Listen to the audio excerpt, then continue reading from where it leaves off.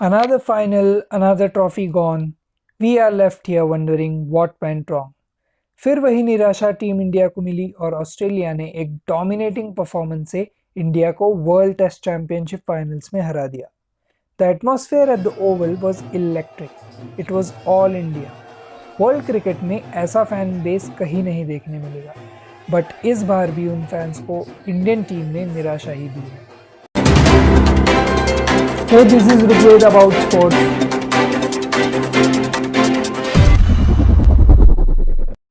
So we have couple of guests today here at Rigved about sports channel.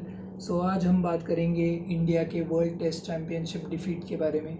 We have Utkarsh Narsingh, who is a cricketer at Merseyside Cricket Club, and my fellow colleague at University of Liverpool, Parth Gune, who is a cricket enthusiast. So first of all Parth, आपको कैसा लगा? आप live वहाँ से देख रहे थे match, कैसा था एटमॉस्फेयर और कैसा था आपका overall experience? First of all Rohit, thanks a lot for inviting us on your channel. मेरा तो पहली बार गया था मैं स्टेडियम मैच देखने इंडिया. तो मेरा यही था कि विराट कोहली, रोहित शर्मा को देखना चाहता था बचपन से, और उनको देख के तो बहुत ही मज़ा आ गया. सरियल एटमॉस्फेयर था. पर एक था कि इंडिया जीत जाए ये मैच. मतलब पिछले साल भी इंडिया हार गई थी, तो इस वक्त उम्मीदें थी कि यहाँ पे जीत जाएगी India. But again we have to wait for the trophy. We have been waiting for last 10 years. So moving on to Utkarsh, तो क्या लगता है, क्या गलतियाँ की इंडिया ने इस गेम में? क्या प्लेइंग 11 सही था?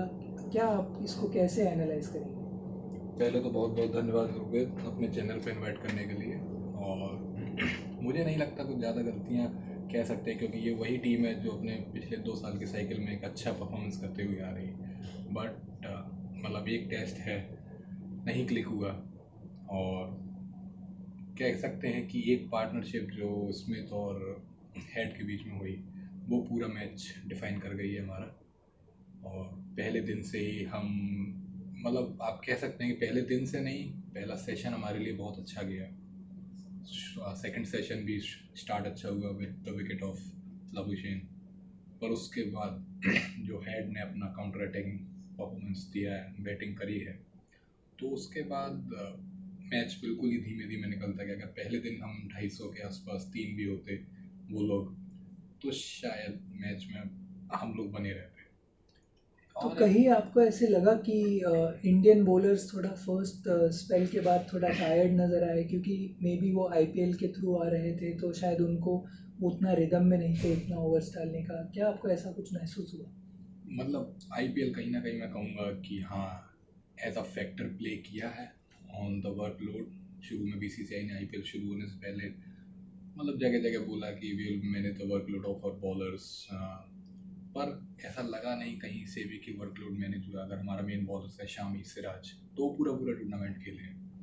और वही हम देख रहे हैं कि दूसरी ओर ऑस्ट्रेलिया की टीम थी जो 8 प्लेयर्स टोटली रेस्टेड थे, टेस्ट मोड में थे, तो शायद उसका फ़ायदा उनको डेफिनेटली हुआ. हम ये भी कह सकते हैं जैसे हमारे जो ऑस्ट्रेलियन मेन बैटर्स हैं स्मिथ और लाबुशेन, वो काउंटी क्रिकेट खेल रहे थे, जबकि हमारी टीम में केवल एक प्लेयर था पुजारा जो काउंटी क्रिकेट खेल रहा था. राइट. तो वो ये बारे में भी हम बोल सकते हैं कि वो उसने परफॉर्म ही नहीं किया फिर, मतलब जब चाहिए था तब. और एक बात बोलूँगा कि India was not prepared I think for the test, because you can see the IPL ended 1 week before the World Test Championship. True. And the players traveled the next day, so I think they did not acclimatize to the weather. और एक बात है, और फिर fitness का भी और एक होता है कि सब लोग एक साथ नहीं थे, काफ़ी टाइम फ्रेम के साथ वो आ गए वहाँ पे खेलने के लिए. तो this can be factors why we were defeated. तो बीसीसीआई आपको क्या लगता है कितना जिम्मेदार है ये चीज़ के लिए? बिकॉज आप इतने पावरफुल ऑर्गेनाइजेशन हो, बट फिर भी आपके टीम के लिए आप 7 डेज़ का विंडो ओपन रखते हो एक फाइनल के प्रिपेयर करने में. और सबको पता है कि 10 साल से we are trophyless, we are expecting an ICC trophy. तो क्या लगता है ये बीसीसीआई कहीं गलती हुई है बीसीसीआई से? बीसीसीआई से गलती कह सकते हैं कि हम हो गई है, पर प्लेयर्स का भी होता है कि हमें ये फाइनल में पहुंच गए तो फोकस इंडियन टीम के लिए होना चाहिए, ना कि आईपीएल के लिए. Players should focus more for the country, not for the clubs they are playing for, the franchises they are playing for. मैं एग्री नहीं करूँगा इस पॉइंट से कि बीसीसीआई, क्योंकि एज अ इंडियन टीम मतलब आपका हमेशा से ही शेड्यूल टाइट रहता है. क्योंकि we are the major force in world cricket. तो अगर हम कहीं भी जाते हैं तो वो कंट्री हुई या हम मतलब ओवरऑल जो आईसीसी है वो बेनिफिट होता है। और वही है कि वो सिस्टम हमने ही शुरू की है, उसको दोष देके मेरे हिसाब से फ़ायदा नहीं है, हमें उसके लिए सॉल्यूशंस ढूंढने ही पड़ेंगे। और बट ये जो भी जितने भी रीजनिंग्स हमने दिए हैं ये टेस्ट के लिए हम बोल सकते हैं, जस्टिफाई कर सकते हैं। बट ओवरऑल आपको क्या लगता है 10 साल इंतज़ार करना पड़ रहा है एक आईसीसी ट्रॉफ़ी के लिए? फाइनल्स में हम बहुत बार खेल चुके हैं, बहुत टूर्नामेंट्स ऐसे थे जहां हम फेवरेट्स थे, फिर भी उसको कैपिटलाइज नहीं कर पाए। तो ओवरऑल अगर आप ये 10 साल देखोगे तो क्या रीजंस आपको लगते हैं जिसके कारण हम आईसीसी ट्रॉफी जीतने में फेल हुए? पहला रीज़न तो मैं कहूँगा कि आप जितने भी 2013 के बाद से जितने फाइनल्स हम खेले हैं, फाइनल्स या सेमीफाइनल, और जहाँ भी हम, या आप ये कह लो T20 जो 2020 वाला था, 20 या 21 वाला, जहाँ हम बाहर हुए, तो वहाँ भी एक जो कॉमन आपको थीम नज़र आएगी वो है बैटिंग फेलियर।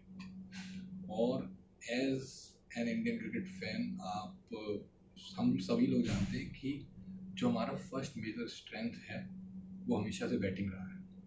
हाँ, वो अलग बात है कि हमने पिछले कुछ टाइम में हमारा bowling department one of the best in the world, पर शुरू से ही हमारा जो फोकस रहता है वो हमेशा से बैटिंग पे रहता है। तो आप 2013 के बाद से आप जितने भी टूर्नामेंट्स देखोगे आपको एक प्रॉपर थीम नज़र आएगी, टॉप 3 का कलेक्टिव फेलियर। एब्सोल्युटली। तो ये एक है, आप जब इतने मैचेस में जब तक आप एक एंड होल्ड करके, जब तक एक बड़ी पार्टनरशिप नहीं होगी आप मैच में कभी नहीं रहेंगे। फिर आप किसी भी बॉलर को भी ब्लेम नहीं कर सकते। जब बॉलर्स ने इस मैच के हिसाब से मैं कहूँगा हाँ बॉलर्स ने अच्छी लाइन लेंथ नहीं डाली, पर ओवरऑल जो कॉमन थीम हमेशा से रही है वो इंडिया का टॉप ऑर्डर फेलियर रहा है। To add on what Utkarsh said, हमारी टीम ने हमेशा फाइनल से सेमीफाइनल्स में जाके यही कहा है कि इंडिविजुअल प्लेयर पे ज़्यादा रिलाई किया है। ऐसा नहीं कि पूरा टीम एक साथ जुड़ के खेला है कभी। मतलब कि हम अब 2019 का फाइनल देखे 50 ओवर्स का, तो हमने देखा कि 8 पे 3 था न्यूजीलैंड के अगेंस्ट, तो उसके बाद सारे विकेट्स ही चले गए। इवन बॉलिंग अच्छा था फिर भी हमारी बैटिंग मिडल ऑर्डर कुछ अच्छा नहीं, तो हम इंडिविजुअल परफॉर्मेंस पे ज़्यादा फोकस कर रहे हैं। ये भी बात सही है। और इसी का ऐड ऑन करने जाए तो कैप्टनसी किसी की भी हो, बट एक माइंडसेट का बात करेंगे तो अंडर प्रेशर नज़र आते हैं हम जब भी नॉकआउट कंपटीशन होता है, और वही सीरीज़ में हमारे प्लेयर्स बहुत ओपनली खेलते हैं, फ्रीली खेलते हैं, वही इंटेंट वो नॉकआउट स्टेज में नहीं रेप्लिकेट कर पा रहे। तो इसके रीजंस तो चलते रहेंगे। अब यही उम्मीद है कि 2023 ओडीआई वर्ल्ड कप में टीम कुछ कमाल कर पाए। होम ग्राउंड पे है मैचेस, सब बैट्समैन फॉर्म में नज़र आ रहे हैं, टॉप ऑर्डर को स्ट्रगल नहीं करना चाहिए इंडियन कंडीशंस पे। तो होपफुली कि इस बार हमारा जो वेट है, ड्रॉट है, वो ख़त्म हो जाए और इंडिया फाइनली एक आईसीसी ट्रॉफी जीते। So this was it for this video. Thank you for your support. Thank you. Thank you.